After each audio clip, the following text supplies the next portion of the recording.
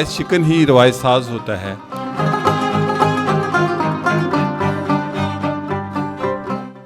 Sir Hussain Tarar साहब पे तो सफ़रनामों का कलम ही टूट गया। उसके बाद तो मेरा ख्याल है कोई सफ़रनामा कोई लिख सकता था तो वो गोइंदी।